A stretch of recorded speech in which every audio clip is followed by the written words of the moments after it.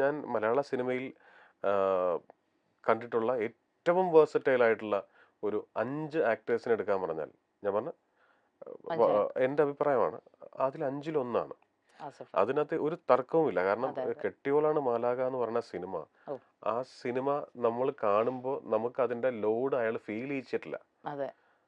മനസ്സിലായി? അത് ചെയ്ത് നോക്കിയാൽ മാത്രം മനസ്സിലാവുന്ന ഒരു സംഗതിയാണ്. വൻ പണിയാണ് ആ ക്യാരക്ടർ പിടിക്കാന്ന് പറഞ്ഞാൽ. ആസിഫിന്റെ അന്നത്തെ പ്രായത്തിലുള്ള ഒരു ആസിഫിന്റെ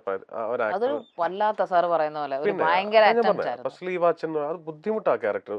നമുക്ക് കല്ലിയടിക്കാത്ത രീതിയിൽ അത് പോർട്രേറ്റ് ചെയ്യാൻ ഭയങ്കര ബുദ്ധിമുട്ടാണ്. കാണുമ്പോൾ ഭയങ്കര സിമ്പിളാണ്. അതെന്തോ ഒരു ബ്ലെസ്സിങ്ങാ.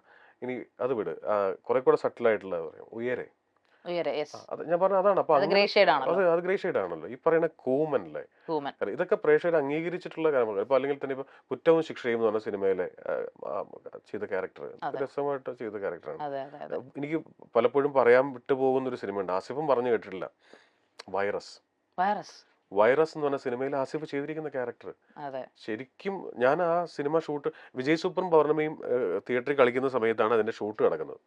അപ്പൊ കോഴിക്കോട് ഞങ്ങൾ ക്യാമ്പ് ചെയ്യുന്ന സമയത്ത് ഈ കോഴിക്കോട് മെഡിക്കൽ കോളേജിൽ ഇതിന്റെ ഷൂട്ട് കാണാൻ, ആസിഫിനെ കാണാൻ വേണ്ടി ഞാൻ ചെല്ലും. അപ്പൊ ചെല്ലുമ്പോൾ ശരിക്കും ആ കഥാപാത്രമായി തന്നെയാണ് പുള്ളി ഇരിക്കുന്നത് പോലെ ലുക്കും കാര്യങ്ങളും ഒക്കെ പറഞ്ഞ പോലെ എന്ത് രസമായിട്ട് ആ സിനിമ ചെയ്തത്.